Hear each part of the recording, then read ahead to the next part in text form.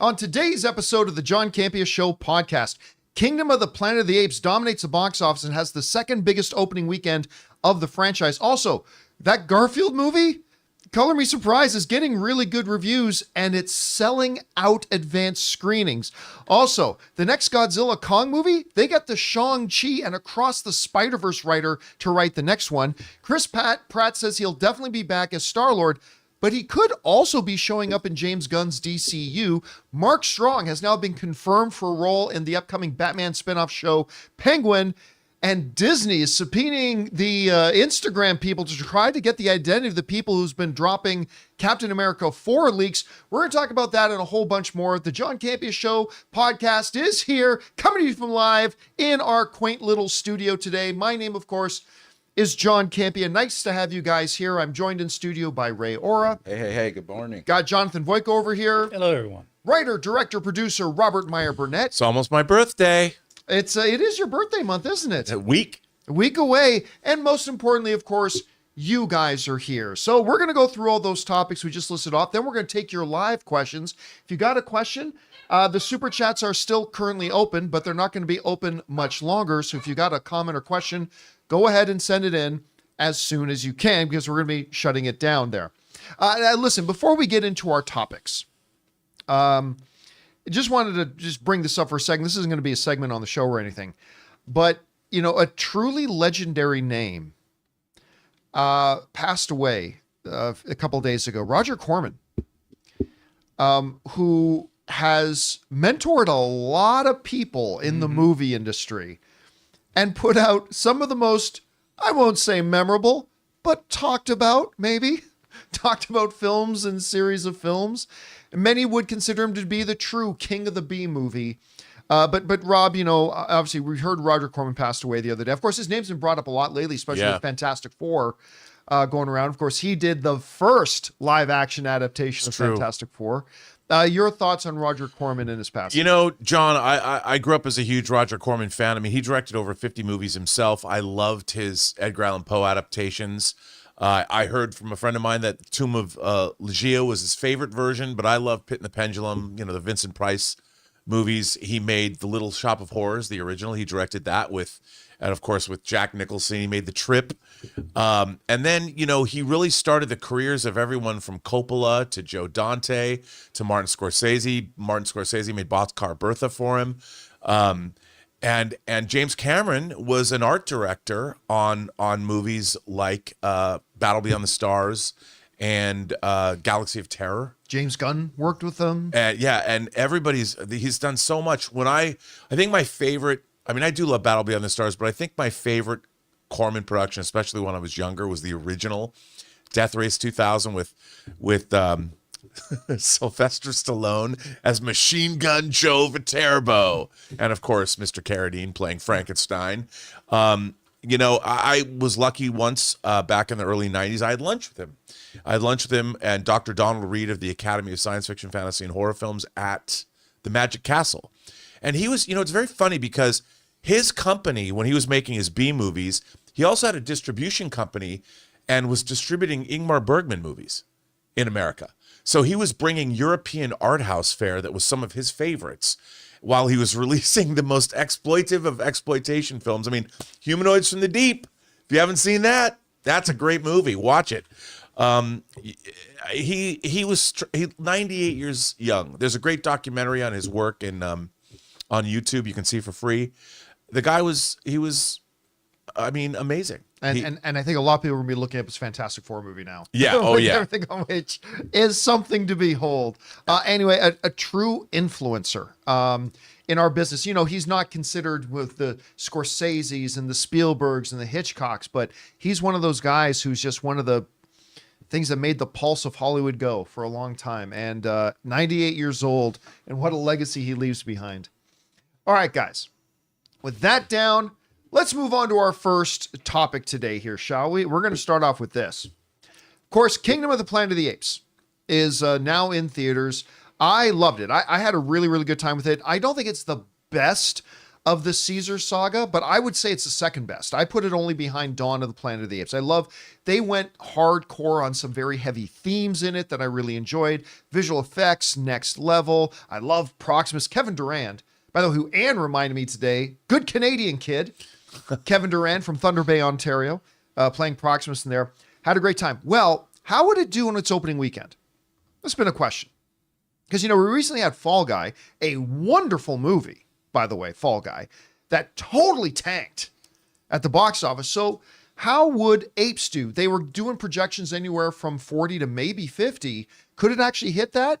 Well, it hit it and exceeded it. According to the Hollywood Reporter, Westball's Kingdom of the Planet of the Apes brought some much needed heat to the early summer box office with a domestic debut of $58.5 million and $72.27 million overseas for a global start of $131.2 million. That's ahead of Sunday's estimates of $56.5 million in North America to make the movie the third best opening of the year to date domestically, as well as the second best launch to the series. Now, as a matter of fact, what that also means is that it now becomes the second biggest opening of the Caesar saga. If we go over and take a look at it, the opening weekends for Rise of the Planet of the Apes made $54 million. Dawn of the Planet of the Apes made $72 million on its opening weekend, which was the biggest opening weekend of the franchise. War for the Planet of the Apes had $56 million, and now Kingdom of the Planet of the Apes, in a challenging time at the box office when some number of films are underperforming, still managed to come out, become the second biggest of the franchise, $58.5 million. Good on them. That's a terrific start. We'll see if it can have the kind of legs that it's going to need to be able to truly become a big hit, but it's certainly off to a good start. Anyway, Rob, you see these numbers. What do you think? Kids love apes on horseback with rifles. That's what I always say. No, John, I've loved this franchise since I was a little kid. Again, here's the thing. This franchise always delivers the goods. Even, I was very dubious about seeing Rise, and I was really taken by it. I mean, it's a perfect combination of updating an IP with modern technology, but not losing the core of what that IP is. I mean, we have now four movies in this reboot that are incredibly respectable. They're all worth watching. They're all really entertaining, and they're all thought-provoking the way the Apes films always have been. And I'm just really, hopefully they'll do another trilogy, another two movies. It's going to be really interesting to see, because the themes of it, you were pointing out earlier before we went on the air, about the themes about what is morality in the Apes universe, and ape shall not kill ape, and how real morality can be perverted for power purposes by despots, and all of these things have always been a part of the Ape franchise. Real entertainment with real allegorical meaning behind it, and I am just delighted that people still like to go to see these movies. It's going to be interesting to see how it does in its second week. Yeah, because we've got a couple of respectably sized movies coming out. We've got The Strangers. What's it called? Day one, whatever. Chapter 1, is that what it is? I think so. And then we've also got If. It looks really good. I'm very excited to see it. Of course, written directed by John Krasinski, which is already opened in Europe and doing well. It's open in some territories already. The question is, what you want to do? You want to get around that 50% drop mark, because most movies will drop between 50 and 60% opening weekend. Anything over 60% is a little concerning. Anything under 50% is popping bottles. If it can get like around that 50% and hold right around there, and not much more than that, which it might, because, If and Strangers aren't exactly the Kingdom of the Planet of the Apes demographic. Right. So hopefully you can come in around that number, and we'll see what kind of legs it can have. Anyway, guys, question is for you. Did you have a chance to go to see Kingdom of the Planet of the Apes this weekend? If so, what did you think about it? And what do you think about it making the second most of the franchise, only behind what I think is the best movie of the franchise, Dawn of the Planet of the Apes? Whatever you guys think, jump down to the comments section below and let us know your thoughts. All right, guys. With that down, let's move on to this, shall we? Well, for those of you who didn't know, there's a Garfield movie coming out. And if you've heard us talking about it, my main question is, why? I don't exactly hear the throngs of the people calling for more lasagna-loving kitty cats. And whatever, they dropped the trailer for it. I thought it was all right. It's fine. Can always use more lasagna-loving kitty cats. I could always use more lasagna, period. There's that. But I've never understood why they were making it. And quite frankly, I didn't know that there was going to be a lot of interest in it. Honestly, like I'll admit it, I didn't think there was going to be a lot of interest in it. And I didn't think it looked very good. The trailers was all right. Well, first reactions are coming out about the movie, and they're sounding pretty positive. And more than that, there's an advanced day screening coming out in theaters across America, and they're sold out.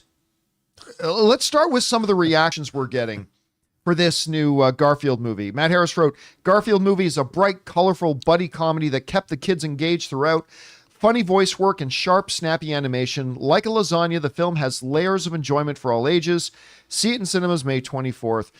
Then we got another one from Sean Bradley, who writes, the Garfield movie, Chris Pratt brings a load of charisma and wit to Jim Davis's iconic orange tabby in a film that has a somewhat formulaic plot, but makes up for it with its heartfelt moments. It has a few laughs in there and a great supporting voice cast. 7 out of 10, they give it for the Garfield movie. Lewis writes, the social media embargo has indeed lifted, so I can now tell you what an absolute mess the Garfield movie is. Not like we expected anything different. However, Pratt does a nice job. He delivers a great and dynamic performance, but it's not going to be enough to save this train wreck. So not everybody was liking it. Liam Juridan writes, love at first bite. Mark Dindal's Garfield movie is a perfect adventure, layered with whisker-twitching humor and heartwarming moments, just like a perfectly crafted lasagna. The Garfield movie offers layers of enjoyment for viewers of all ages to devour. So for the most part, much better reactions than I anticipated. I did not anticipate to be that good. So that's a little bit surprising to me. What is more surprising to me was, my wife Ann wants to see this. I'm not terribly interested in Garfield. I loved him as a kid, but whatever. My wife really wants to see it. So she goes, there's a early fan screening event like a lot of movies do these days. Yeah. She goes, do you mind if we get tickets for that? I'm sure, baby. Let's go see it. Too bad, because they're all sold out. When did she look for him? Check this out. This is a couple days ago. Yeah, I looked when they first posted, and it was almost full. That's why I didn't get us tickets. Well, it's full now. Yeah, so. Because take a look at this. I'm on the AMC website. And let's start at our home theater here. AMC Tyler Galleria 16. This is this coming Sunday, about a week before it officially opens, this coming Sunday. All right, let's open it up. All right, we'll get tickets here, and they're all sold. I think G10 has a single seat. There's one. Look, if there's only a couple of single seats around, essentially that's sold out. All right, so it's sold out. So we thought, let's look around. Our next closest theater is the AMC Dine-In Ontario Mills 30. And no, but we'll get and sold out. All right, let's go to the AMC Dine-In Montclair. All right, yeah, we'll go out to the Montclair. Haven't been to that one yet. Should be nice to check it out. And, well, it's so sold out, it's not even going to come up. Yeah. But just there it was. It popped up. But it was sold out. But it was sold 100%. out. AMC Tustin 14 at the District.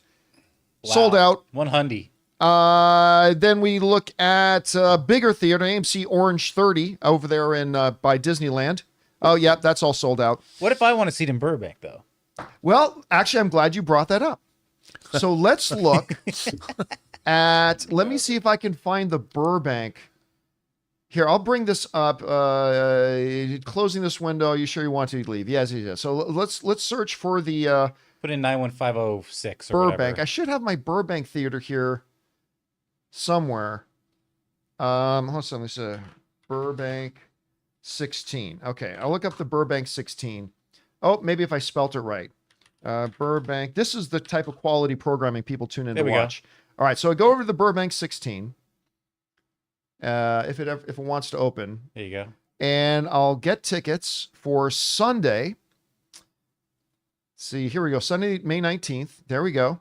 Let's see if they've got a screening. I don't know if they've got a screening. Might not of be Garfield out here. Might not be there. Oh, no, there it is. There we go. Okay, Lazy Sunday Garfield, the big theater, AMC Burbank 16, second most popular movie theater in America. Let's see what they got there. Yeah, it's sold out. So, what's wrong with all of you people? We love cats. Why? Sorry you didn't win this one. What is wrong with you people? Nothing. How did everyone know it was Just coming loving out? cats over here. Yeah, a lot of people I'm impressed that a lot of people even knew that Yeah, for a 1 that this, p.m. that this thing is on. Yeah, for a 1 week in advance early screen, I've seen no marketing for this advanced fan screening. It's playing at all the theaters. And the damn thing is sold out, and the reviews, I must say, at least the reactions, are better than I thought they would be. So I don't know, Rob, are we looking at a hit? I mean, I thought this thing was gonna, like cats themselves, which are miserable rodents. Mine are wonderful. Is this like a cat going to, I thought it was going to kind of crawl its way into theaters and in shame crawl its way out. But it's looking like I might be wrong on that. What do you think we're going to get here? You know, Garfield's been around for a long time. I bought all the books. You when I know, was a kid. with books, plushies. You know, even my mom loves a little Garfield. And she's a crazy cat lady, though. By the way, happy birthday, Mom, and happy Mother's Day and all that. But she's still nuts about cats. So I think that, look, and Chris Pratt, I mean, you know what's funny? Let's take it back, John, when Chris Pratt was first cast as the voice of Mario. Yep. Everyone, he's kind of like James Cameron now.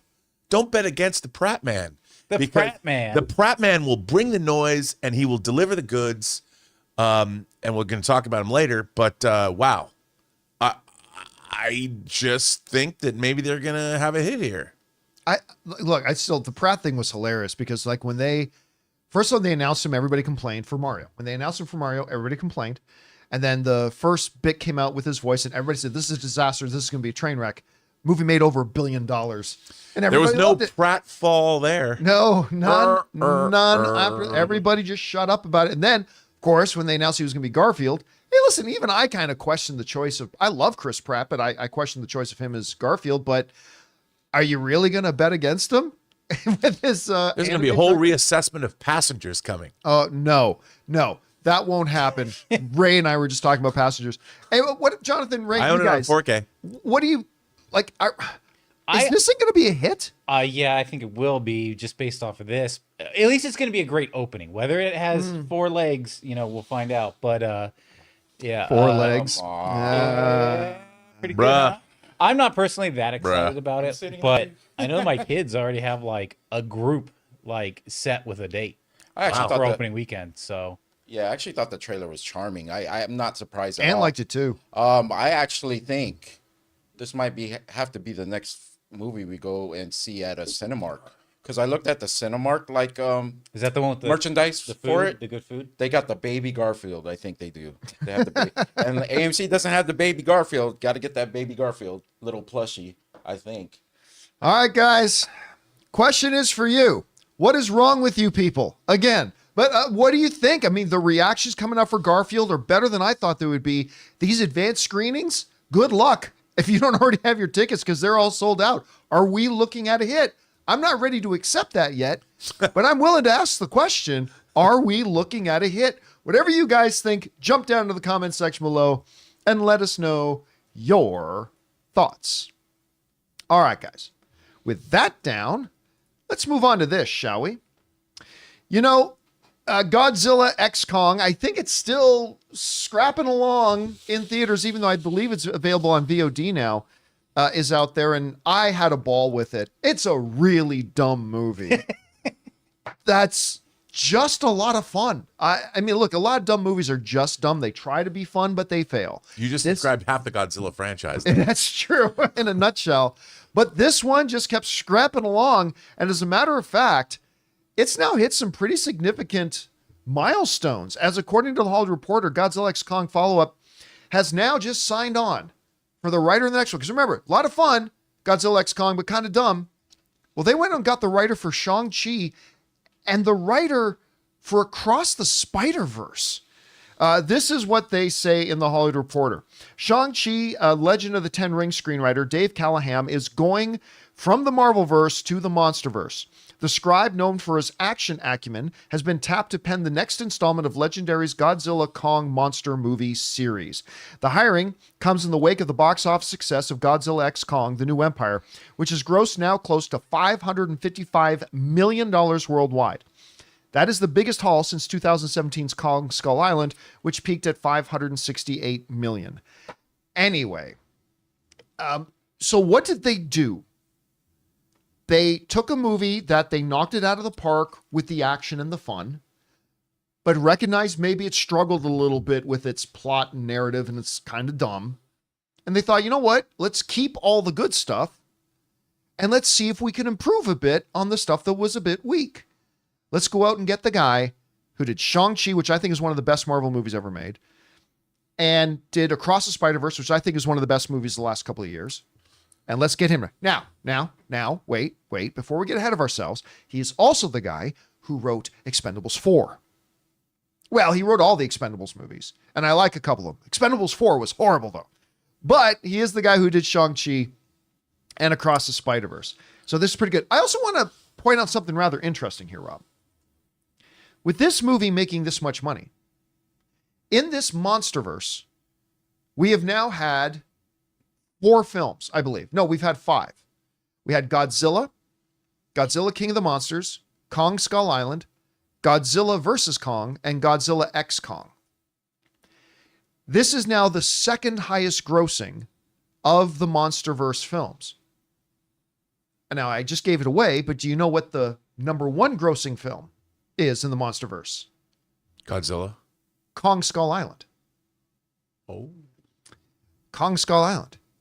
Do you know that the 3 highest grossing, well, there's a little asterisk, we'll get to that in a second. The 3 highest grossing of the Monsterverse films are all the ones that have King Kong in them. And the bottom 2 are the ones with Godzilla alone. Just want to throw that out there. What I'm basically saying are you being specious? is definitively King Kong is better than Godzilla. I'm just throwing that out there. I knew you were going to say, come on, dude. Now I will say this. Actually, technically speaking, the first Godzilla movie made a little bit more than Godzilla vs. Kong, but just by a little bit. And Godzilla vs. Kong was day and date released on HBO Max and was also during a pandemic and stuff like that. So really, the 3 highest, like, it just basically means Godzilla can't do it on his own here. He needs King Kong. And Kong has the number 1 grossing movie all by himself. So, okay, well, throw that out there. I would just like to point out, was Godzilla -1 better than Godzilla X Kong? That movie that nobody saw? Yes. It's still the highest grossing Japanese film ever released Yes. in the United States. You know why? Because Americans have a Kong bias. The Japanese, Kong bias. there's a Kong bias in this country, John. Do not count Godzilla out. Here's the funny thing, though. I'm glad you brought up Godzilla -1, as we all still wait for it to come on streaming. This movie, as dumb as it is, made nearly 5 times as much as Godzilla -1. There's something wrong with that, because Godzilla -1 is the better film. Right, but- Let's make no mistake about it. It's the better film. But it didn't have the theaters. It was subtitled. You know, But there's the a lot theaters of, didn't sell out either. I mean, it's not like the theaters were selling out. but and it that's made a what was lot of holding it up. money for what it was. 100 and something million. But it costs less than 15. I know, but bottom line, how many people ran out to go see it? That's because Americans have a Kong bias. Because it's a better movie. It's going to do, when Godzilla -1 hits streaming, it's going to do real well. But you I mark think my words. We have to say, though, let's talk about overall the Monsterverse renaissance that's happening. Yes. Because Monarch was great. Godzilla versus Godzilla X Kong made $500 million, and Godzilla -1. We're going through a monster renaissance right now. Yeah, we are. And you know what? By hiring the guy, here's my hope, John. By hiring the guy that did Across the Spider-Verse, you know what's been missing from these movies that was in the original Godzilla series, the original Showa series? Aliens. Oh, My favorite Godzilla movie, well, one of them is Godzilla versus the Astro Monster or Godzilla versus Monster Zero with Planet X and the controller and hot Japanese girls in those black spacesuits from Planet X. You know, I want to see aliens. I want to see flying saucers. I want to see masers. I want to see if they make Godzilla and Kong across the universe and they go to a different planet like they do in Godzilla versus the Astro Monster, I will lose my shit. well, I mean, what other choice do they have, though? I mean, really think about this for a second. Bro, aliens. Because in the current Monsterverse, right, they've already exhausted all the Titans on the surface. They've gone to Hollow Earth. They found the long lost secret of the whatever down there and the white happy Puff the Magic Dragon. I mean, what are they going to find? The next super big Titan that was actually, like, where else is there for them to go now but aliens? I mean, if you think about it, when Godzilla versus the Astro Monster came out, they got an American actor, Nick Adams, who's leading a space mission to Planet X, and they land, and the aliens greet them, and they say, "Listen, we need to borrow Godzilla and Rodan because we have a Ghidorah problem. Can we borrow those monsters from you?" And of course, Earth is like, "Sure." Unbeknownst to Earth, they're being reprogrammed along with Ghidorah to attack the Earth. So you have 3 monsters attacking. I want to see Ryan Gosling as an astronaut. I want to see him go to a foreign planet. I want to see him meet the aliens. I want to see the controller. I want to see all of it. Let me ask you this though. Remember, Give I it was to just me. saying, where else can they go? Like they've already exploded all the Titans that are on the surface. They've already exploded the big mythos of what's in Hollow Earth. Instead of aliens, How dare you? is it time to cross it with Pacific Rim? Okay, that would be the only thing better than aliens. I mean, is it time? Now, I think there's going to be a rights issue. There are definitely hurdles that would have to be overcome. But would it be time to actually have Godzilla and Kong versus, what do they call the Jaegers. Jaegers. Is it time for Godzilla and Kong versus Jaegers? Dude, if they got that and they announced Guillermo del Toro's the director, I'm telling you, my brain might explode in orgasmic joy. I just cannot tell you how great that would be. And they're both legendary properties. I think Why not? I think they would have to team up with the Jaegers just because, based on the lore of Pacific Rim. Well, okay. It's the have to be people that live many. under the. Maybe we find out it's kind of because it's aliens, the alien kaiju are coming from underneath the sea. Right? Maybe that was the Pacific Rim. The Monsterverse is actually a long prequel to Pacific Rim, and we see how the war started.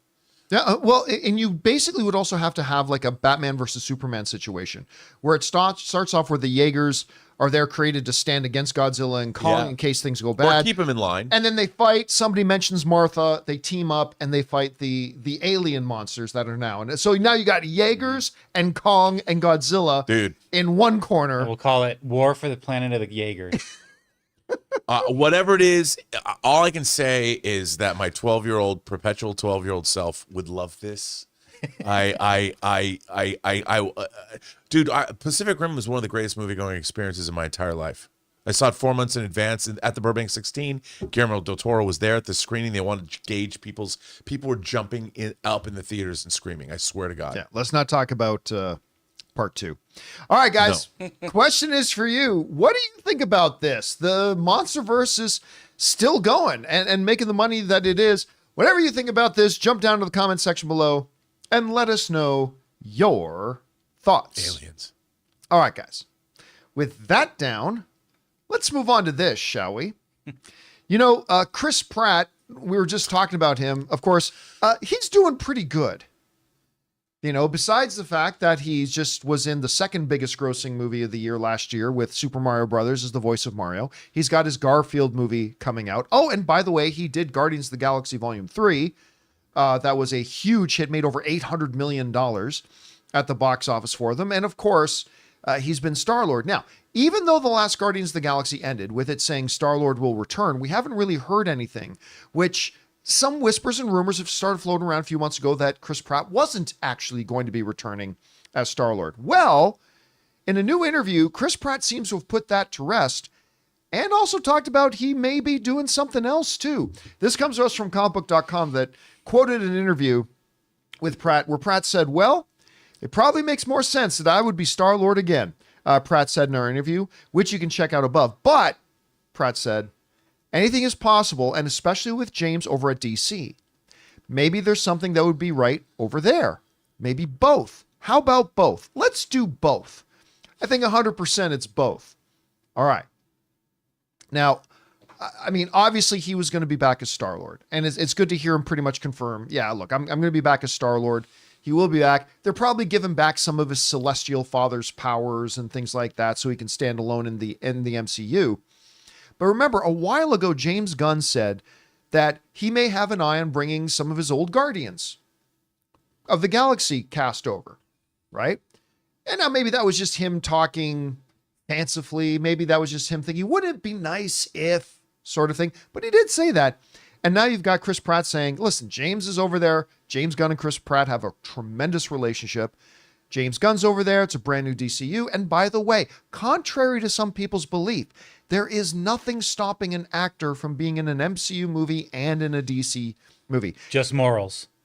Just morals. But I mean, listen, you'll have an actor be in a Universal movie and 3 months later be in a Warner Brothers movie. It happens. There's nothing that says this isn't like professional sports where you sign on to be in Marvel and you can't play for anybody else. There is nothing stopping Chris Pratt from being in both. Now, a lot of people thought maybe he'll be Booster Gold. Listen, that's not bad. I could totally see Chris Pratt as a Booster Gold, but there's a lot of other things there as well. Rob, you hear these comments from Chris Pratt. How certain do you feel that we're going to see him as Star-Lord again in the MCU? And then what do you think about the hint that he maybe could pop up in the DCU? Well, it does say at the end of Guardians that Star-Lord will return. Yeah. So, but I think that 100%. I mean, the Guardians, all three of the Guardians movies are very solid. They did great box office. There's no reason not to bring Chris Pratt back. I mean, look, my dream is to see some kind of a crime thriller with Chris Pratt starring in a movie with his father-in-law. Which with is Arnold Schwarzenegger. Yeah. I mean, why hasn't that happened yet? I don't know. But I think for sure he's going to be in. I mean, obviously, I think the Booster Gold's perfect casting, but I would love to see him come into the DCU. And obviously, James Gunn has a rapport. The thing about James Gunn is it's not just the actors, it's their quality he's going for. Like when he brings Michael Rooker, he brings out the most Michael Rooker of Michael Rooker when he works with him. And that's why, you know, you're seeing that with Guy Gardner. You know, you're seeing these character actors that he's and actors that he's worked with before. There's a reason why he picks those actors, because I think he vibes with them. They're friends. He gets exactly what he needs from them. And we, as moviegoers, we benefit because his movies his ensemble cast are so much fun to watch. I mean, it's very funny. People bag on, well, the Suicide Squad didn't make any money. That movie is so entertaining. That movie's awesome. It's awesome. That movie's fantastic. I mean, that movie kills me every time I watch it. There's little details. It didn't make money because people gave up on the DCEU. Yeah. Well, that and it was pandemic and it was released day and date on HBO Max, and it had a lot of things going with it. Yeah. But you go back and you watch that movie. I mean, him, and he had ensemble casts in Slither, you know, and you look at which, by the way, like to your point that James Gunn likes to constantly work with the same actors. In Slither, who do you got? You got Nathan Fillion, who he's constantly working with and is in the new Superman movie. You've got the mayor of the town in Slither, who is Star-Lord's grandfather, right? That we see at the end of Guardians of the Galaxy 3. So he'll probably be around too. He's constantly likes to work. I with mean, these I love actors. directors that have that company of players, that Mercury Theater company of players thing, because you know they have this rapport that comes off on screen. And I for one, I can't wait to see what James Gunn's doing. I mean, look, I think James Gunn is going to knock it out of the park with this Superman movie beyond what people are ready for. And I think once he's done that and he sort of establishes his bona fides for this new universe, I think people will hang back and be like, okay, let's see what's going to happen next. All right, guys, question is for you. What do you think about this? The fact that we've got Chris Pratt saying that, yeah, I'll be back as Star-Lord, but I could maybe also pop up in James Gunn's DCU if that happens. First of all, do you think it could happen? And if it does, what character do you think you could see him playing? Whatever you guys think, jump down into the comments section below and let us know your thoughts. All right, guys, listen, we still have a couple things we need to talk about here. Mark Strong apparently has been confirmed to be in the Batman spinoff series Penguin on Max, and Disney has subpoenaed Instagram to try to get the identity of the people who've been leaking the Captain America 4 stuff. We're going to talk about that and a few things more. But before we do, we're going to take a quick second and thank one of the sponsors of today's episode of the John Campea Show podcast, our friends at Cuts Clothing.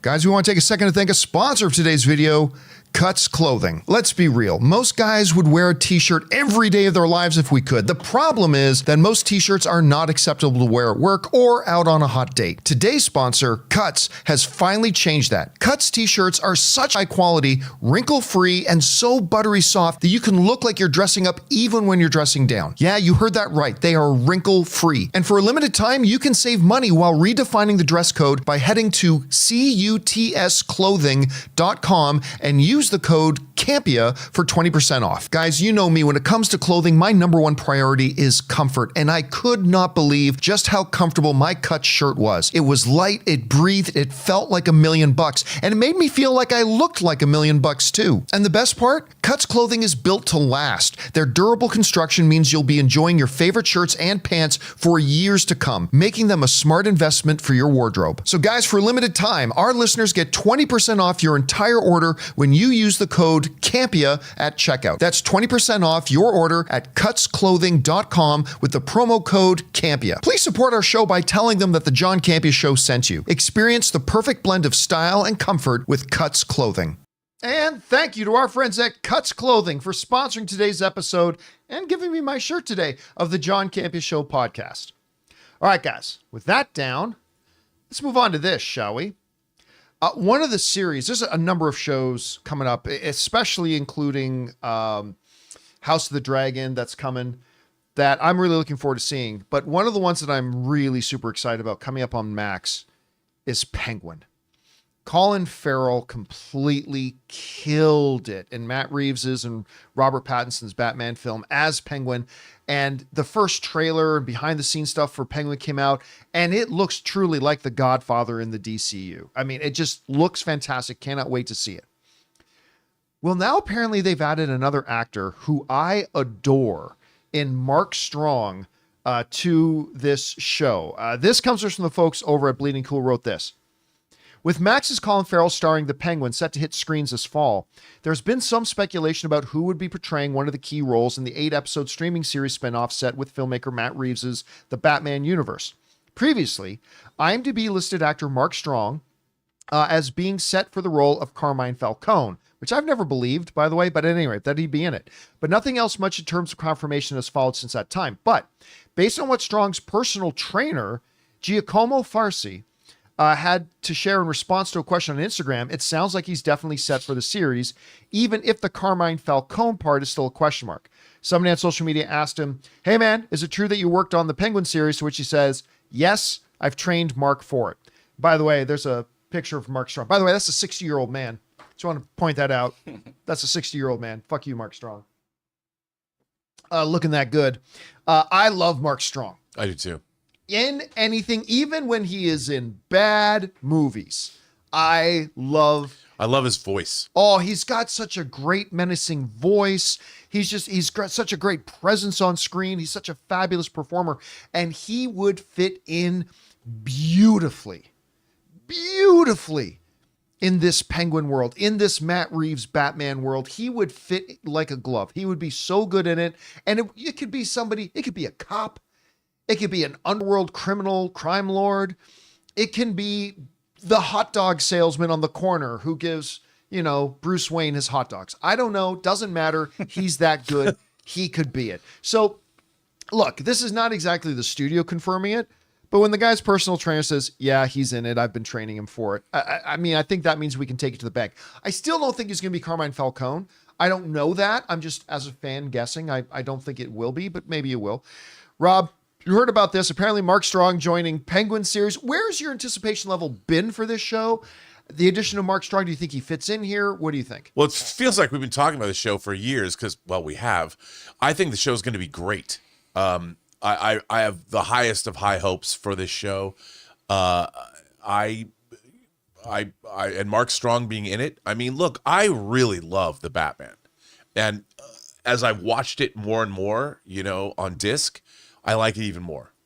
And I think as it's kind of like, I love the fact that they made it different than the Nolan films. They leaned into, and they made it more of like the grungy crime thriller kind of a. Loved it. I really did. And I like the fact that now, as far as the Batman movies, whether you love Michael Keaton as Batman, whether you love the Schumacher Batman era, look, there are people that like Batman Forever and Batman and Robin for whatever it is, for what it does. You have the Nolan Batman movies. You've got Zack Snyder's version of Batman with Ben Affleck that you and I both love.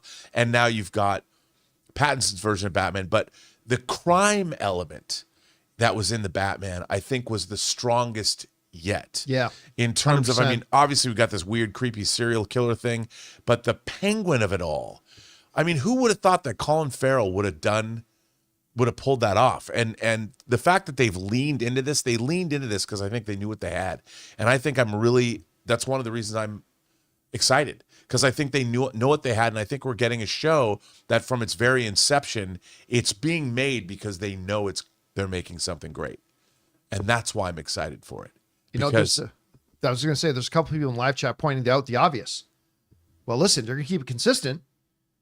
He's going to play Sinestro. He's just, Mark Strong is coming back as his character Sinestro. Because remember, what's the last time we saw him? Last time we saw him, he was a Green Lantern, and he broke into the vault and got out the yellow ring, and that's where we left it off. That's what his Penguin is going to be in business, creating a new underworld crime family with Sinestro. Do you know what, though? I'd watch that.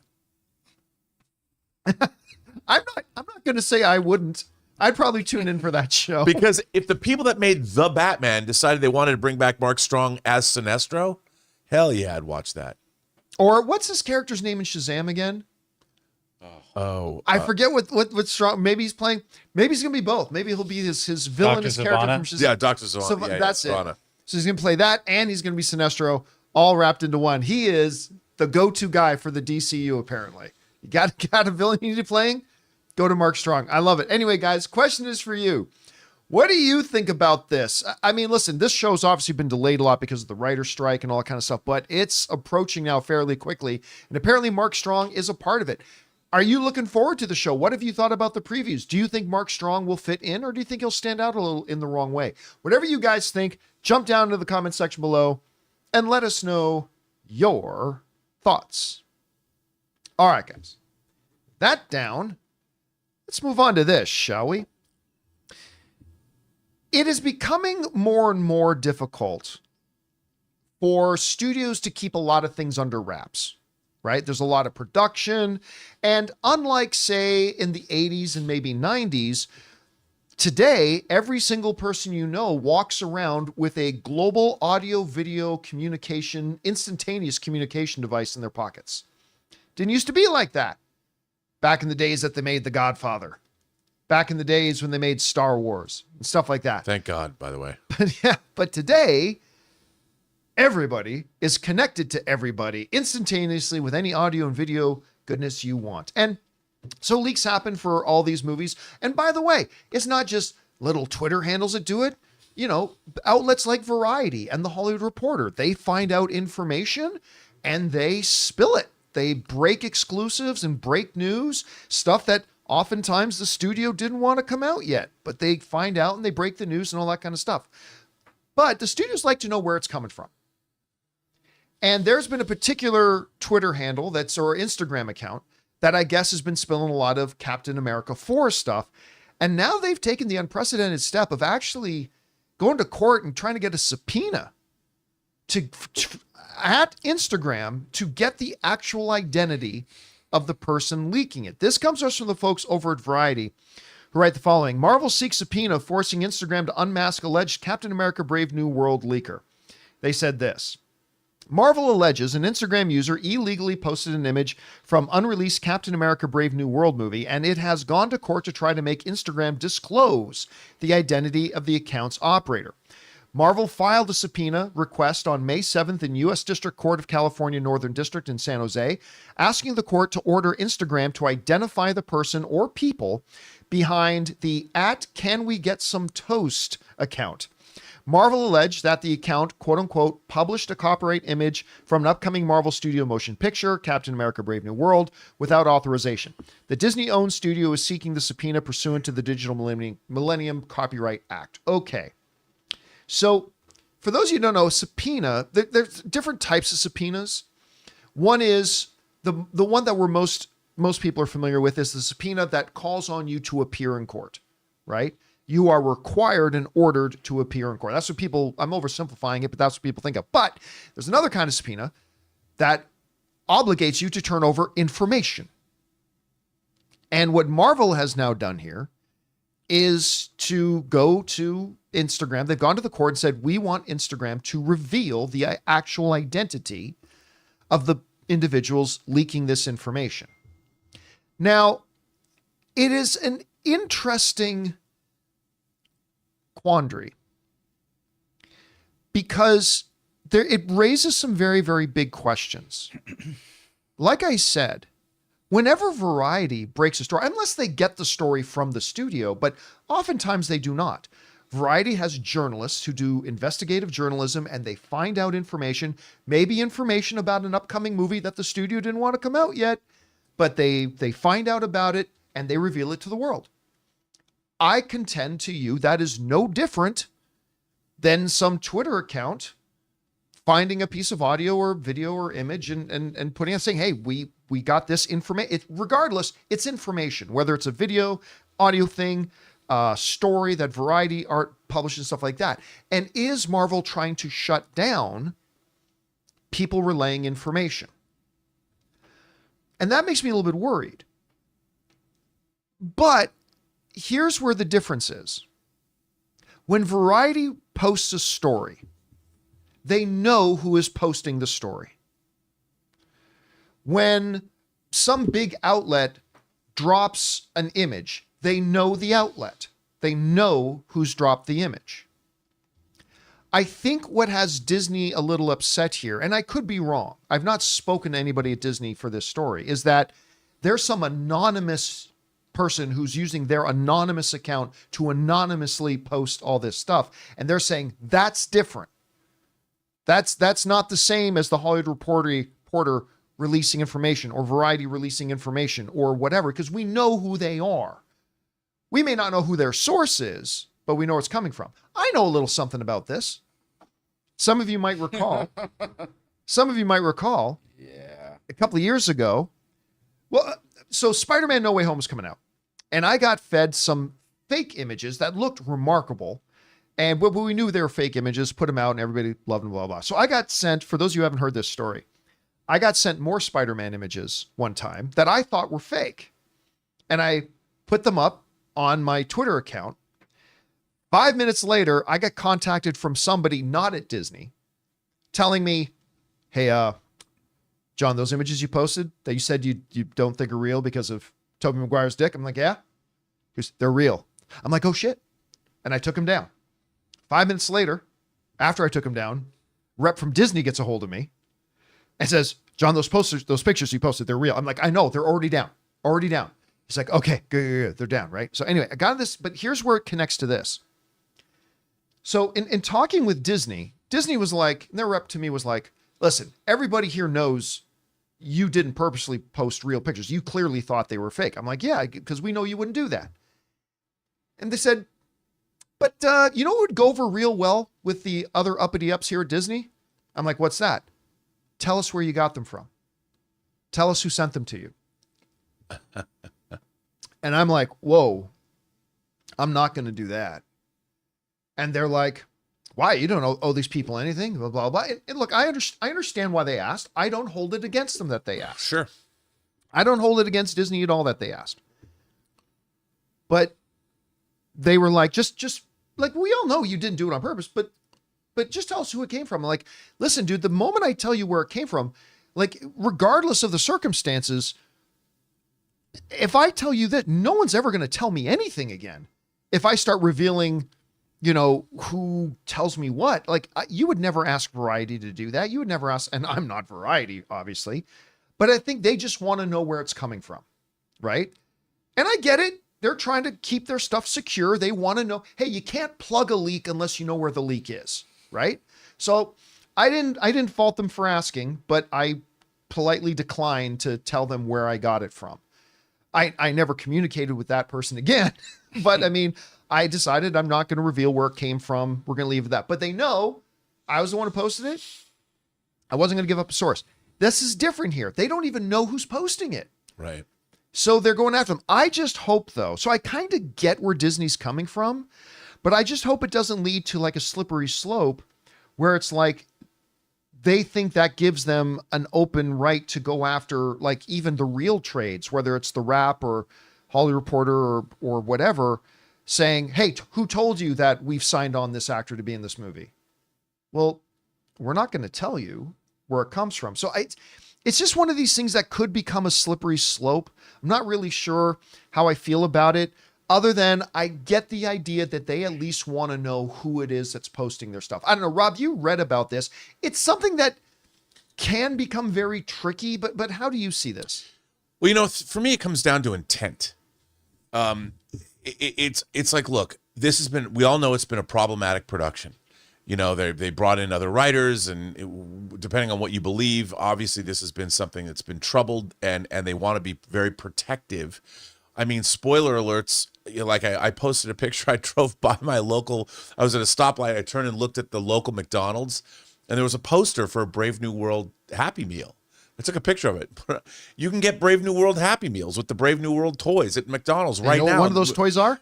I know, and it's Red like Hulk. I understand where they're coming from, and to me, I don't like the spoiler culture where fans. I've been a part of the fan community, and everyone likes to have that little piece of information that nobody else has. I get it. I've been that way since I was a kid. I understand, but there's a maliciousness, I think, to what's happening here, in the sense that there is an attempt, because people hate the MCU or for whatever reason, that they're in a way trying to spoil the fun for people, or they're trying to diminish.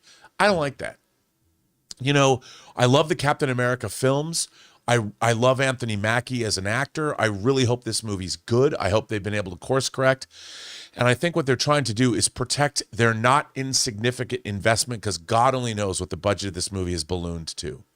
So they're looking out for their product that is someone is trying to damage on purpose on social media. I mean, why do you think I stopped doing cocaine at parties? I didn't want to get a picture of me put up on Instagram. I'm kidding. That was a joke. He still does cocaine at parties. No, I don't. But no, but that's the thing. They're trying to be malicious. And I think that's where the line is. And I think that's where reporting, you got to protect. Look, it's one thing to, spoil the surprise. But when you're actively trying to damage a product, I think that's why Disney's pissed. And that's why they're taking the extraordinary measures of getting a subpoena and finding out who did this. Now, the problem is the people who are doing these things, they're like, I got something over on the mouse house. They're not thinking about, and there's just a profound lack of respect across our culture in general. And I can see why Disney is doing this. And I do think that maybe it'll give people pause. Does that mean that I want people to stop sending me scripts for movies that are coming out in 2 years? No. Send me your scripts, not your scripts. But if you've got great scripts for movies that are being made, that's another thing entirely. But yeah, so I think that's what's going on here. And I gotta say, in this particular instance, I'm on Disney's side. John, if you and I were producing a movie, whatever that movie might be, and we've put our heart and souls into it, we've invested money into it, we're letting it all ride. And if somebody, some viewer just came to our set one day and we didn't know and was taking all these pictures and spoiled all these surprises, we'd be pissed too. By the way, we'll talk about it tomorrow, but I just wanted to point out this story has just broke that Edgar Wright is in talks to direct Barbarella with Sydney Sweeney. Edgar Wright with Sydney Sweeney directing Barbarella. Bring it on. We'll talk more about that tomorrow. She's got a chance to actually read all the once we have a chance to read all the information about it. But anyway, guys, question is for you.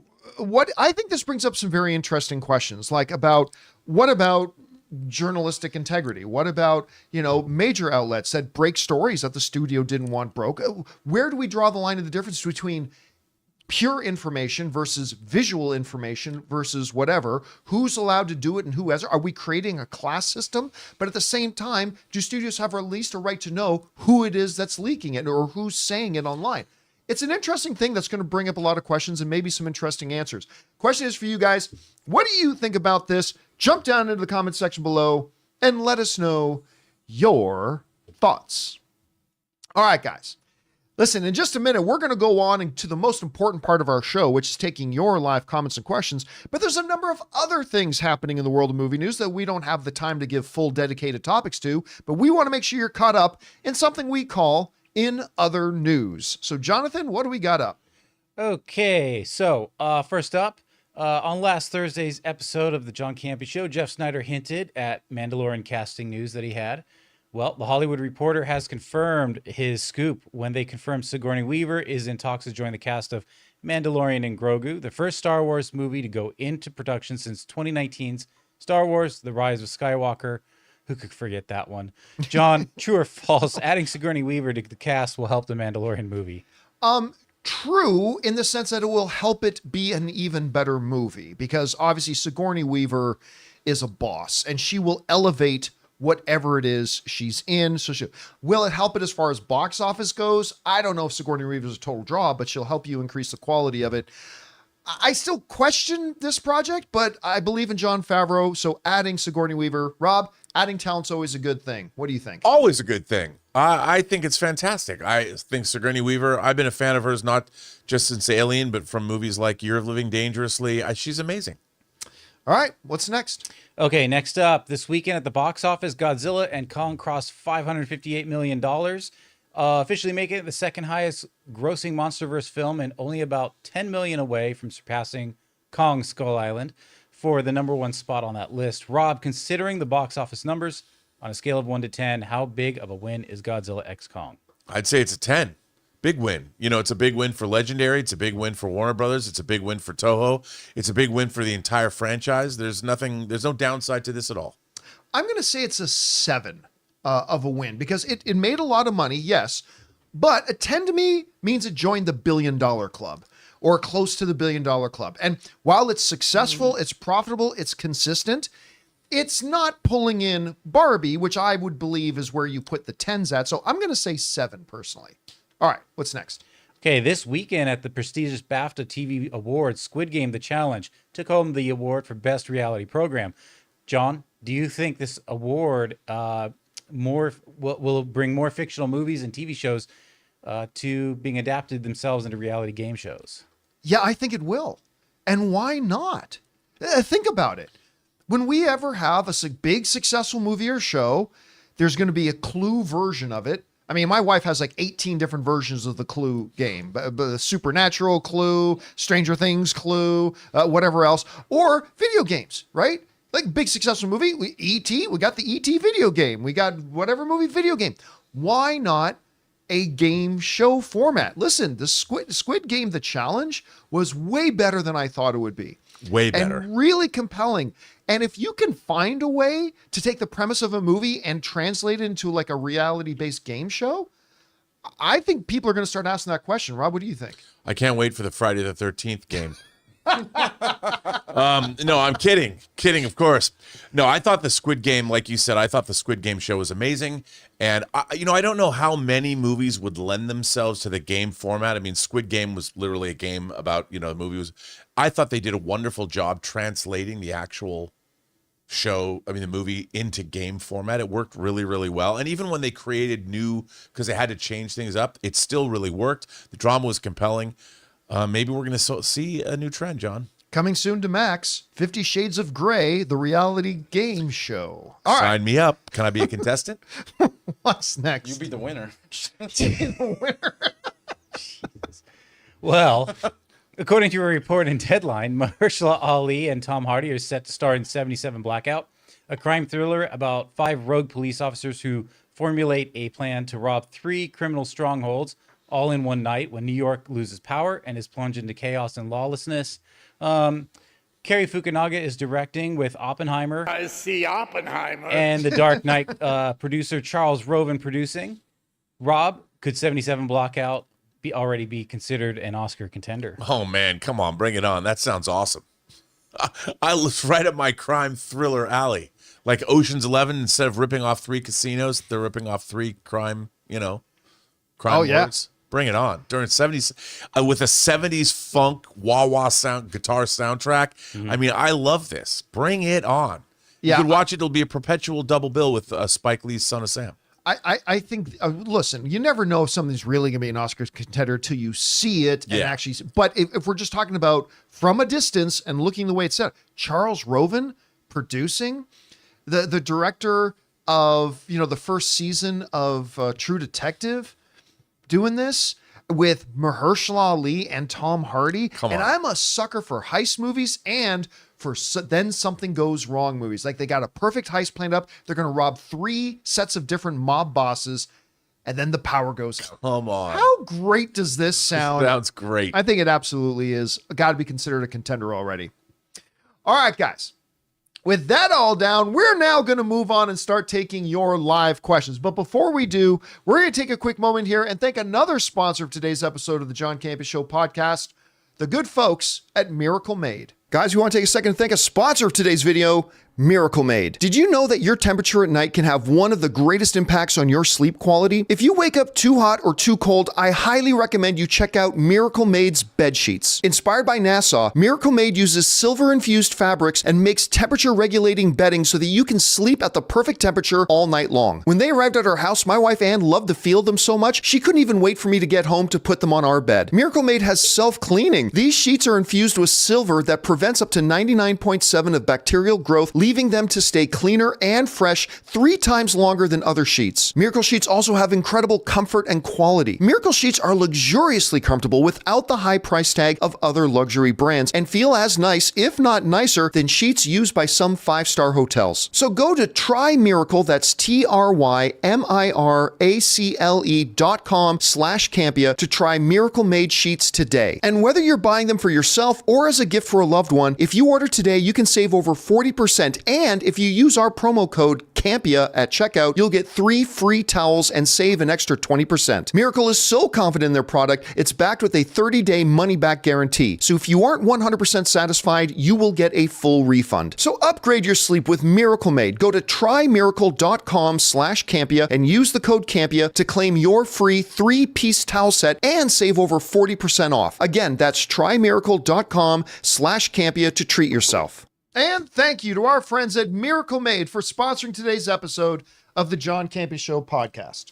All right, guys, with that down, we're now going to move on to the most important part of our show, which is taking your live comments and questions. So, Jonathan, what do we got up first? We got Sanchez guy who says, "Hi guys, 2 days ago I got to see my first rodeo in Texas. Have you watched any rodeos?" Right by, not a full-blown Texas kind of rodeo, but not far up the road from the Campea Ranch, where my dad's a ranch up there. There's they have little rodeos. And Ray, didn't my dad take you once? Oh, just to his friends or. Oh, that's right. They weren't course. actually doing a rodeo Yeah, yet, no. but they would have little ones like this. So I've been to little ones like that. It's actually a lot of fun. I'm no cowboy, but it was actually pretty fun. All right, what's next? Okay, next up we've got, I got to scroll a little bit here in just a second. Christopher Brickner, Wes Ball was lucky with the Disney-Fox merger. Mouse Guard film was canceled, but Disney liked his work on it enough to offer him Planet of the Apes 4. And whoever it was liked the work he was doing on it so much, they signed him up to do the live-action Legend of Zelda movie. Wes Ball seems to be on a little bit of a Matt Reeves kind of trajectory, kind of path, right? Yeah, and it is, I mean, I know Chris was really excited. And Wes Ball's doing Mouse Hunt, so I'm excited. She was on the show on Friday, and I had to go, I'm pretty sure that was canceled, Chris. She said, no, it wasn't canceled. Then looked it up. She goes, oh my God, it was canceled, which is too bad. But yeah, he's on a streak right now. And listen, again, if he can bring even 70% of what he brought to Kingdom of the Planet of the Apes to a Legend of Zelda movie, we're in for something. We're in for something really good. I agree. Yeah, I'm stoked for it. All right, what's next? Guzman says, "What a wonderful day. What a wonderful day." If you guys have not seen a great line from Proximus, of course, you see it in the trailers for Kingdom of the Planet of the Apes. If you guys haven't looked it up, go onto YouTube and look up Kevin Durand, Good Morning America, where he's doing an interview on Good Morning America, but he also gets up and starts doing his motion capture and speaking in his Proximus voice. It's awesome. It's so good. Like even who's the former New York Giant guy with the missing tooth? Michael, who's the host of the show? Strahan. Michael Strahan, yeah. So like Kevin Durant, who is a monster of a man, like huge. He gets up and he goes, he's talking in his Proximus voice, and Michael Strahan's like, I was just really scared. You should go look it up. It's great. All right, what's next? Okay, we got Jay Loco who says, "Kingdom is way more adventurous action, but Noah's story is still a beginner. War had the violent emotional drama of Caesar's conclusion. That's why I put War above Kingdom, but love them both. One, Dawn, 4, Rise. I'm not big on War. I'll be honest. I didn't hate it. I don't hate War for the Planet of the Apes. And there are certainly elements of it that I thought really worked well. And you're right. It had the advantage of being able to be the culmination of the 3-movie story arc, right? It had that advantage. This was Noah's first movie. But Noah is a wonderful character. He's not Caesar, but he's a wonderful, wonderful character. And that's why, for me, it's my second favorite of the bunch. To me, it's still Dawn. Dawn is like, so it's the Empire Strikes Back for a lot of people, I think, of this Caesar saga. All right, what's next? Okay, we got some support from Cholo. And then also he says another one, you guys hear back in February that Tom Cruise is joining Alejandro Gonzalez Inarritu in a film with legendary Warner Brothers. I love AGL's Revenant and Birdman. What do you guys think of the project?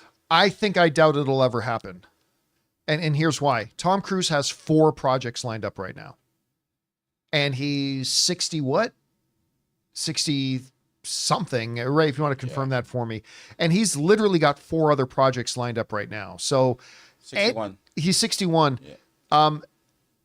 Basically anything they announce for him right now, I will say neat, but I'm going to have a good healthy dose of skepticism about it because he's already got a whole, but it's something he's not even going to get around to for 4 or 5 or 6 more years. So yeah, whenever they announce anything about it, I feel, I don't know, Rob, am I being overly pessimistic or what do you think? Well, I mean, I think working with Inarritu is something that a lot of actors would want to do. And I know that, Tom Cruise is always trying to, he's worked with so many great directors over his career. I could see him wanting to do something like that.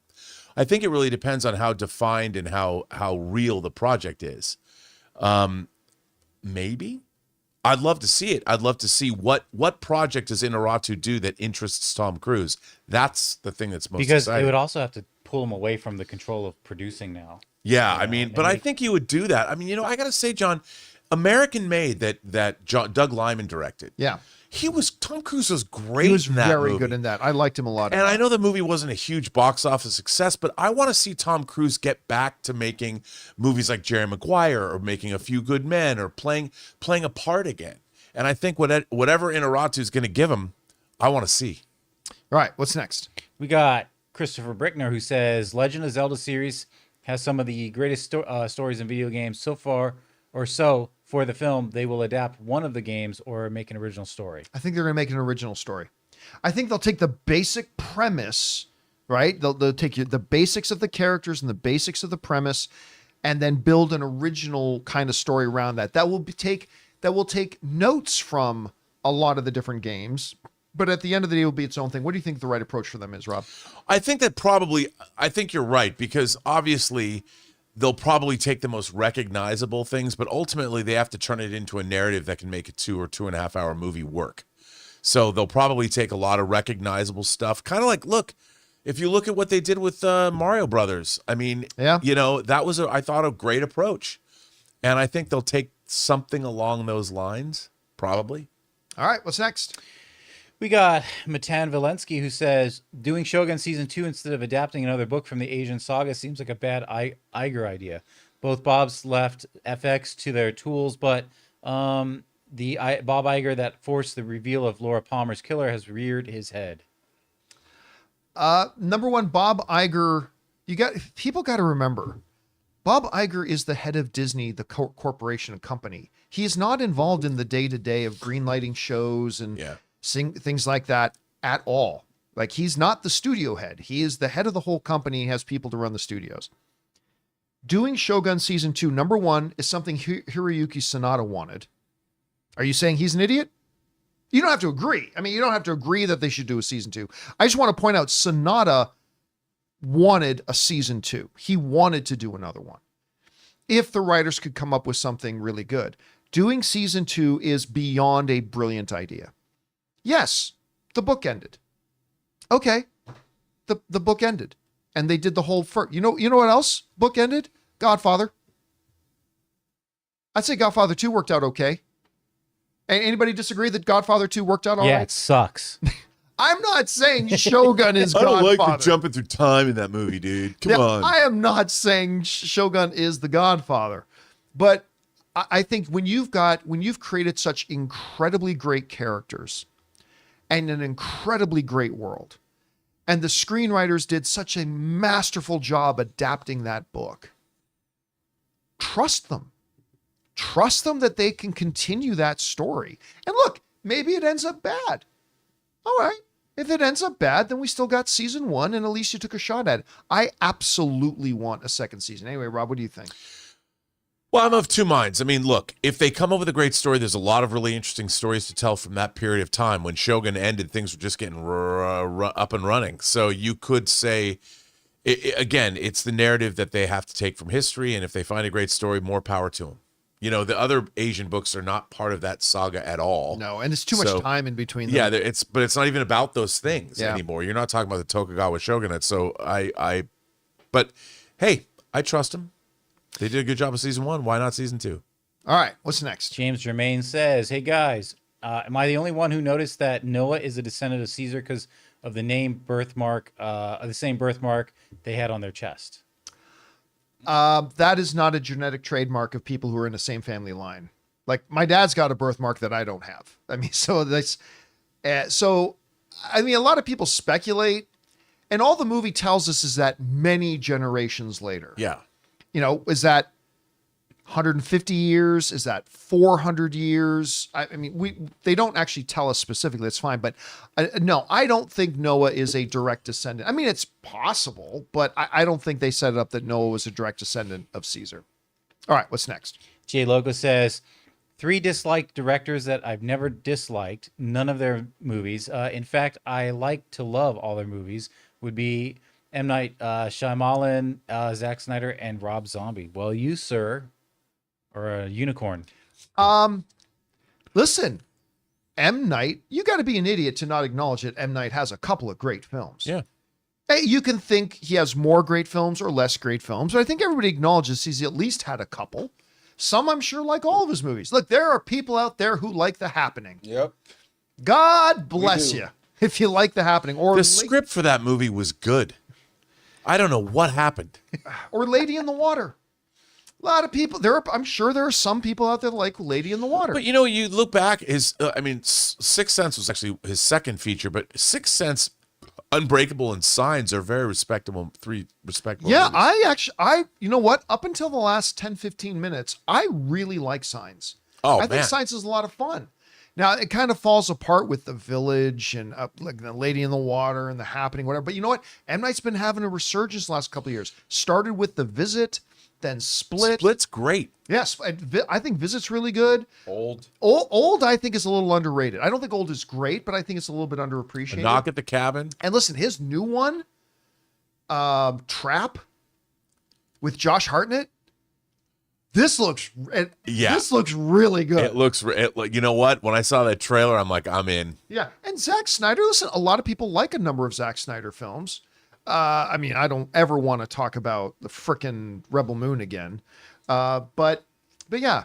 Anyway, but Rob, listen, then there was the third name on the list. Who was that? Rob Zombie. Yeah. I've never liked a Rob Zombie movie. What about you? I'm not a big fan. Not a big fan. I think that, you know, I understand like bringing back the 70s aesthetic with the Devil's Rejects and all that. I didn't like his Halloween movies. He just has a different sensibility that I don't necessarily think is great. But you know, there's some of his films. What was I forget the name of there's like The Sacrifice. I haven't seen the whole thing. I watched like half of it. I'm like, I didn't know who made it. I'm like, I don't even know what I was watching, but I went back and I'm like, this is pretty good, but I've never gone back and watched the whole movie. All right, what's next? We got Raymond Rod who says Disney Plus released the Roger Corman F4 film. I really don't think so. No. But I mean, look, I can't remember. I think I saw it on a VHS thing ages ago. I mean, maybe it's available somewhere on YouTube. I mean, everything you can find is it. Yeah, I'm sure there's somewhere to find it. It was a perennial convention seller. I think a lot of people will look for it, though. I think that's for sure. All right, what's next? We got Wesley who says, after Kingdom, this producing team is consistent enough. I think I'll now trust any Apes film they put out. Not many franchise I'd say that with today. And, you know, well, producers and like they've done it with different directors now. I think you're right. Even though I don't love war, Yeah, you're right. It is a very consistent franchise, Yeah. right? Like, even their worst film isn't too terribly separated from the average in there. And it's a very consistent franchise. You'd never say they sucked. No, I've never thought once. You know, you might not like something as much as the other, but they're beautifully crafted movies, and they live up to a very strong and consistent franchise. All right, what's next? All right. Ronetta says, Apes rule. Excellent movie. Fantastic. I'm a mom. Okay. I hope all the mothers in the chat had a lovely Mom's Day yesterday. Enjoy the rest of your day, everyone. Indeed. A happy Mother's Day to all the mothers out there.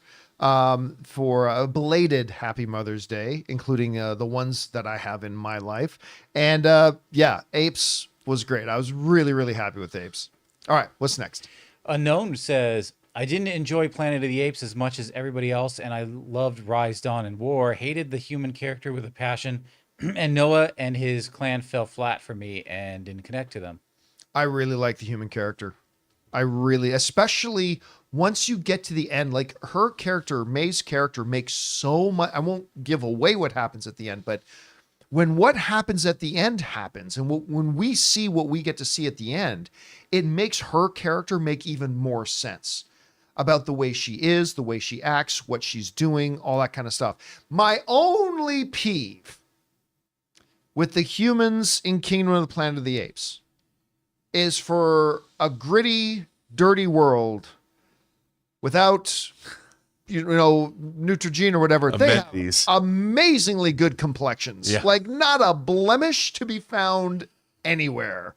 Just skin so perfect. All right, what's next?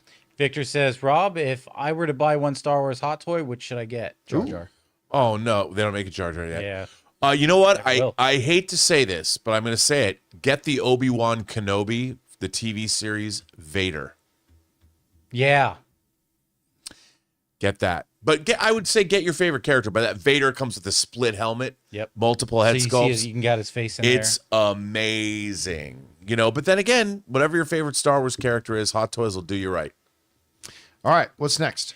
Gone with the Cheddar with a two-parter here says, hey, John, I've had the great opportunity to work as a PA in Chicago. Nice. I've been fortunate enough to work on everybody's favorite restaurant comedy drama, the rhymes with hair, okay, on Hulu.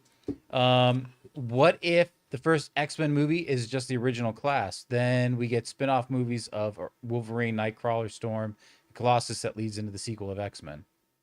I'm not really quite sure what you're asking. If you mean original class, as in the original X-Men lineup in the comic books of Scott, Jean, Bobby, Hank, and Angel, I don't think they're going to do that. Like we talked about this. You weren't here, Rob. I did an open mic the other day, and the basic question was, can Marvel launch the new X-Men without Wolverine? Now, the answer to any question that involves the word can is yes. Yeah. Sure, they can.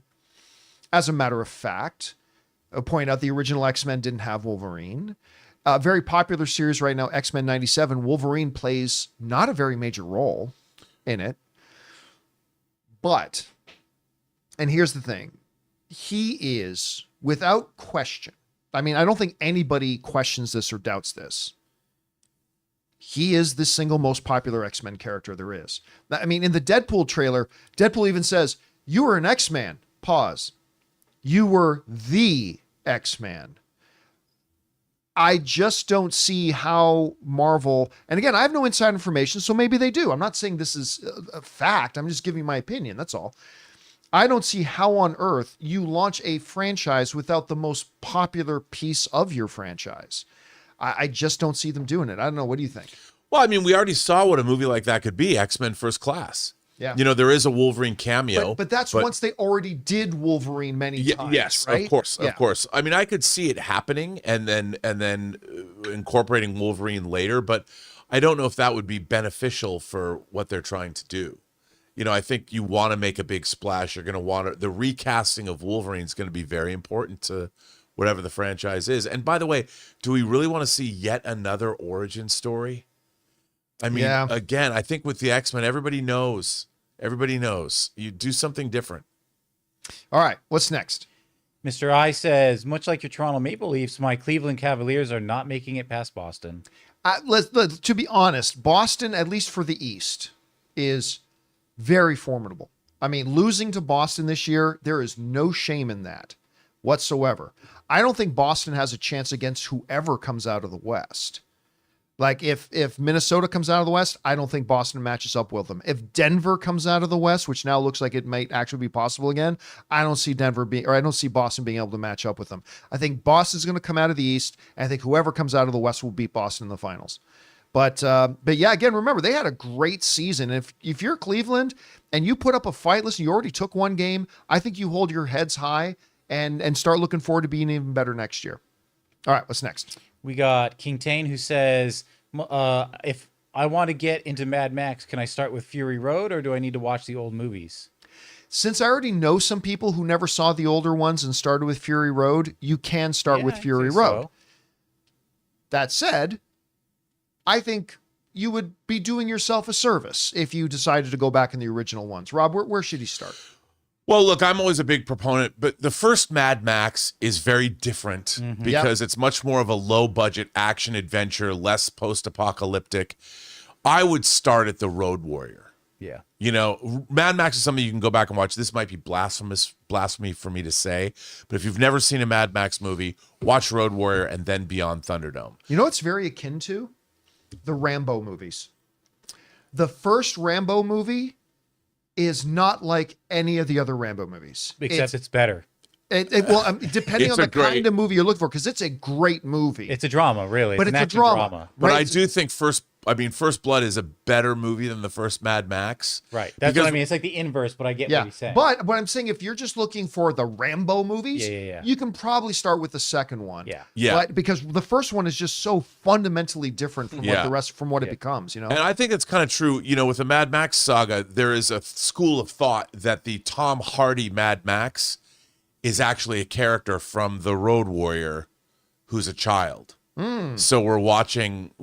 So if you buy that fan theory, but I would start with Road Warrior only because Road Warrior is so kick-ass.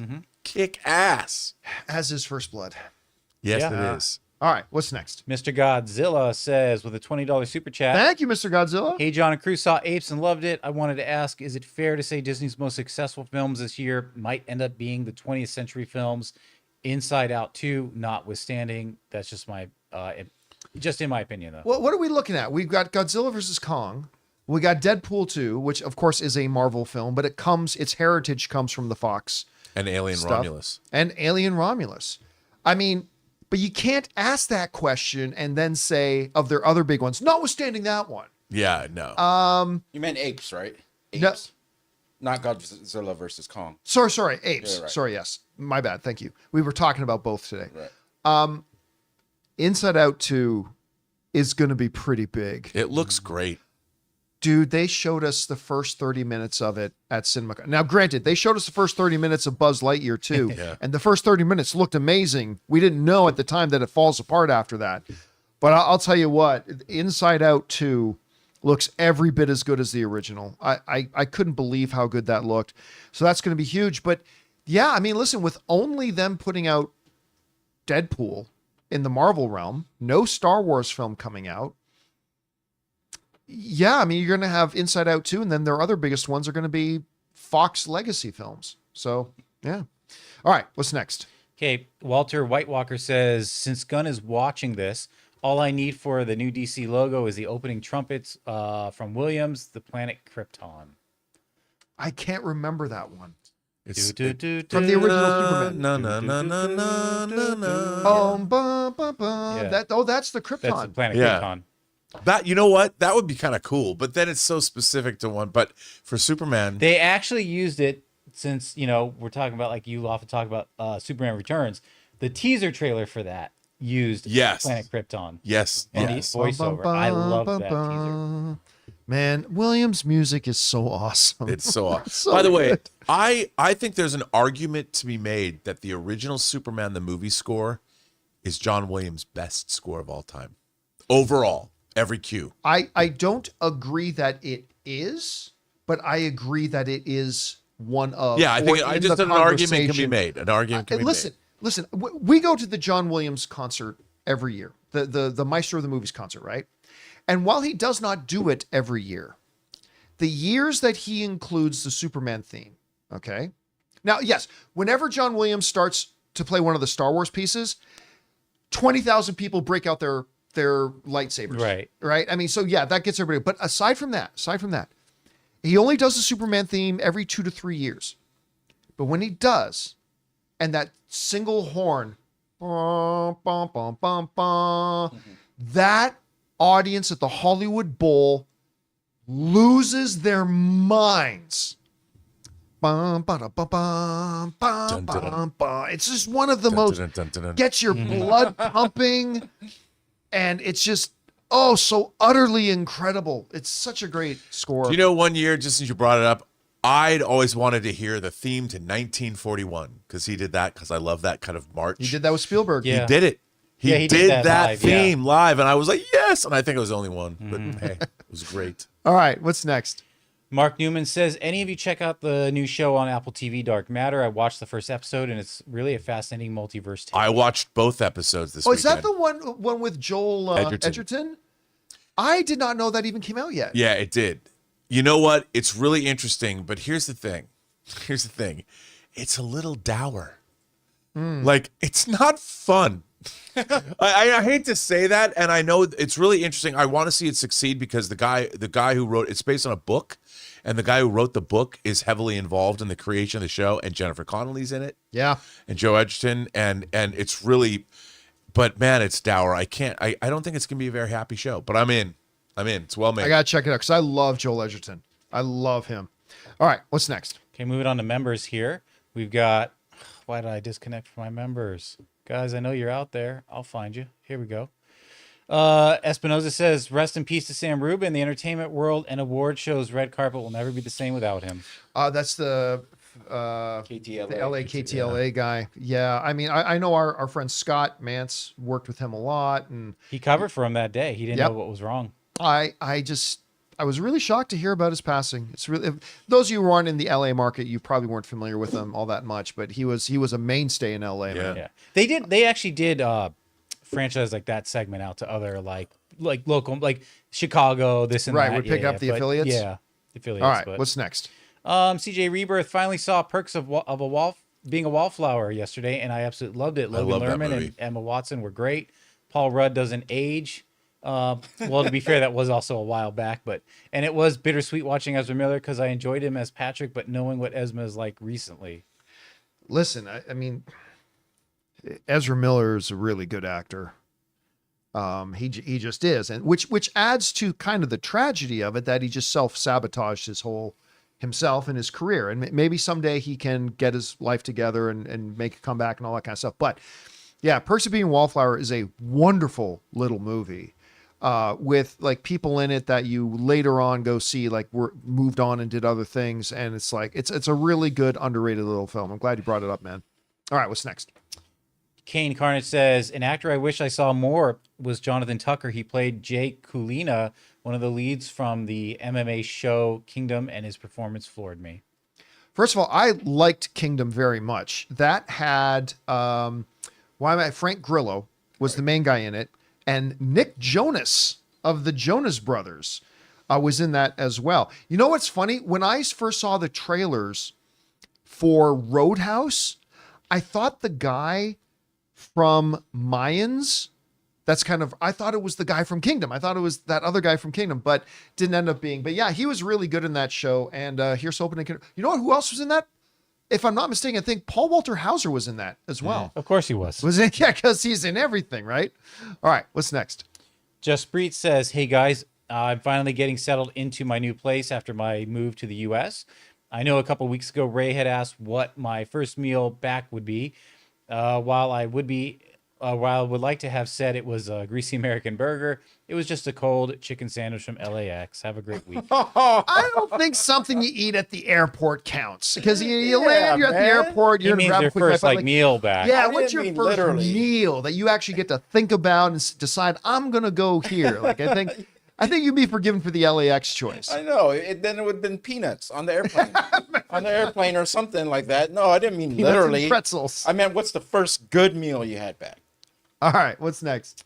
Amin says, June is going to be crazy for shows. The Acolyte, June 4th. The Boys, Season 4, June 13. House of the Dragon, Season 2, Oh June my 16. God. The Bear, Season 3, June 27. Other than probably The Bear, how many will get after shows? We haven't really done after shows. No, but I am going to do House of the Dragon. And I really want to do The Boys. I don't know about the Acolyte, because I'll be honest with you. I don't think Acolyte, as excited as I have been for the Acolyte, I don't think it looks very good Even so its far. latest trailer, I'm like, So, we talked on the show about this before. The next thing they put out, promotion piece, they need to just put out a 5-minute clip. Like, forget trying to cut together a trailer for Acolyte. Put out like a 5-minute scene for people to see and to really get a feel for what it's like, because whoever's making your trailers for this has not done a good job. And because right now it has actually lowered my expectations for Acolyte. I don't believe any of it, if that makes any sense. I just don't buy it. I'm watching this going, I don't believe what I'm supposed to, I get what they're trying to do.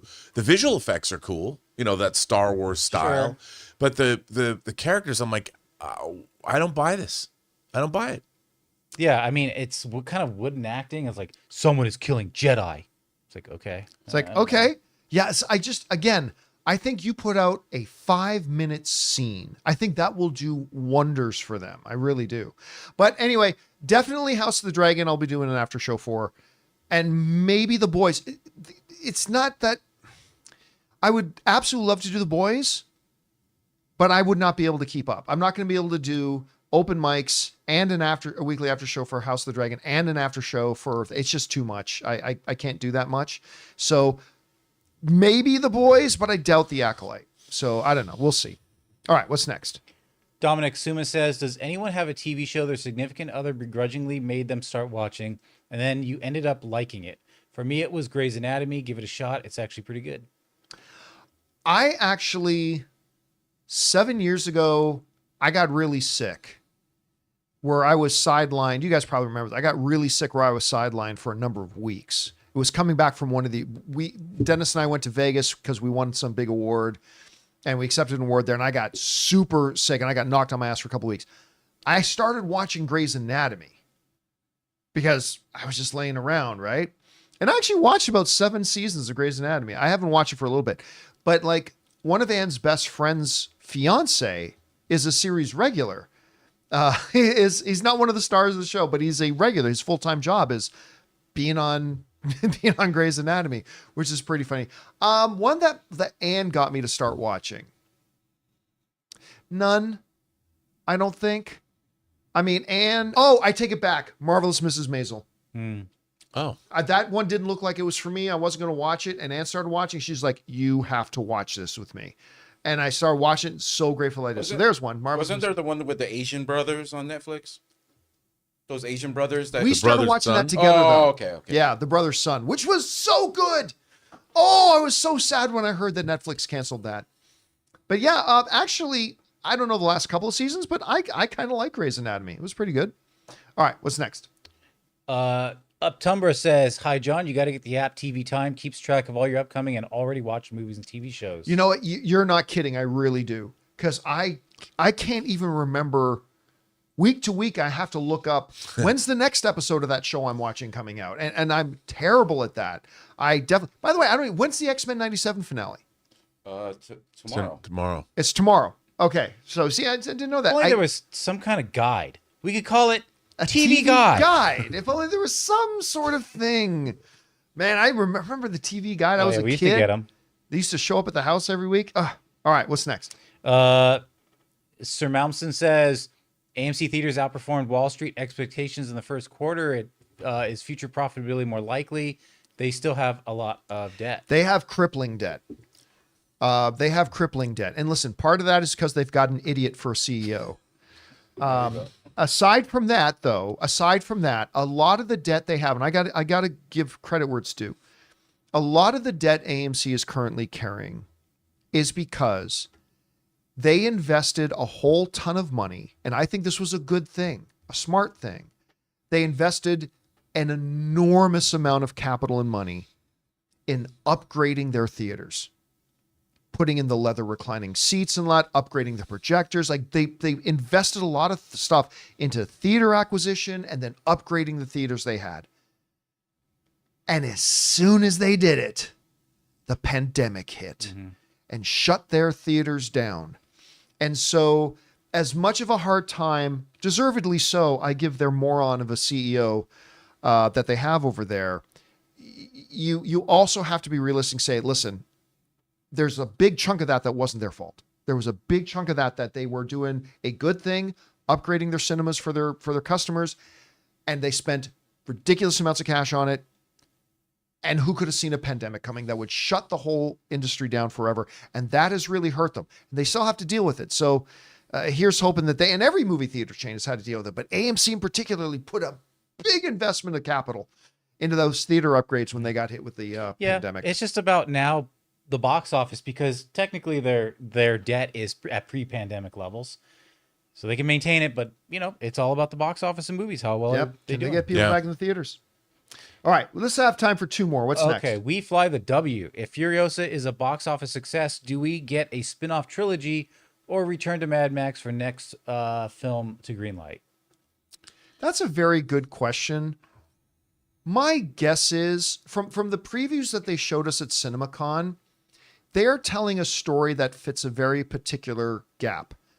How did Furiosa end up with what's the guy's name again? Immortan Joe. Immortan Joe. How did she end up there? And this movie tells that story. We know what happens later. I don't think George Miller's plan is to do another one. And not that he wouldn't do another Mad Max world movie, but I think if he were to do more, it would now fast forward. I don't think we're going to get, this is just me guessing, just a guess. I don't think we're getting another Anya Taylor-Joy Mad Max movie. I don't know, Rob, what do you think? Look, my dream, if I could have any, I would like to see what happened to Mel Gibson. I want an old Max movie. Kind of like The Unforgiven, because if you think that Tom Hardy is the feral kid, it's because he has the music box, and I understand all the fan theories. I like that theory. And the feral kid ends up narrating Road Warrior, so growing up, but we still don't know what happened to Max after Beyond Thunderdome. And I would love to see what happened to the Mel Gibson old grizzled Max. I don't know if they'd ever do that. I'd like to see it. They wouldn't. I'd be down for seeing it too. I would see it, but let's be honest. I know. They would have a very hard time selling the movie. I know. Yeah, so. I know. But it would be fun. All right, last question of the day. What's next? Luis says, it seems that the role of Doctor Doom is getting some pretty big names up for it. For such an important character in the MCU, do you think it should be an unknown actor or an A-list Hollywood movie star to play him? Doesn't matter. Just pick the person who fits it best. Yeah. It's a situation like we just had with Galactus, right? When they got Innocent to do that, that's not a name anybody knows. Oh, he's so good in The Witch. Oh, he's so good in The Witch. That voice, though, dude. I mean, but when they named him, a lot of us went, oh, like none of us would have brought him up. Right. None of us would have brought him up. And then when they said, this is our guy, we went, oh my God, that's perfect. Yeah. Right? That's what they need to do is say, look, it's very possible that a big famous A-lister is perfect for the role. Or it could be that some guy you come across, like a Chris Hemsworth type, when they were looking for Thor, they come across, and they remember when they cast Thor, they were not specifically looking just for no names. They just want to find somebody who would best fit it. And whether that's somebody that nobody knows at all, somebody who is in the industry but isn't a household name like Innocent, or whether it's a big star like a Liam Neeson, they just need to get the best person who fits the role as it's portrayed in the script. And then sign that person and go. I really don't think they're going into it with a mandate of unknown, sort of known, well known. I don't think they care. And I don't think, but that being said, you got a name off the top of your head, Rob, that you wouldn't mind seeing playing Doom? I don't. I just want somebody European. I tell you what, I agree with you, but a lot of people have been throwing around Liam Neeson's name, and he can do that menacing kind of presence as good as anybody. So, I mean, I don't know. It doesn't have to be him. Who knows? We'll see. Anyway, guys, that'll do it for today's installment of the John Campea Show podcast. Thank you so much for being here and making this little show part of your day. Big special thank you to all you guys who sent in those questions. Number one, because you give us great fun things to talk about. But number two, you supported our channel as you did it. And all of us involved with the show, thank you guys so very much for your support. Don't forget to come on back and join us again tomorrow. We've already got a number of topics, apparently, that we're going to have to talk about. We hope to see you then. So for the people in the room with me, Ray Ora, See you tomorrow. Jonathan Voico, Till we meet again. writer, director, producer, Robert Meyer Burnett. Back on Super Tuesday, yeah. My name's John Campea, and until next time, my friends, bye-bye.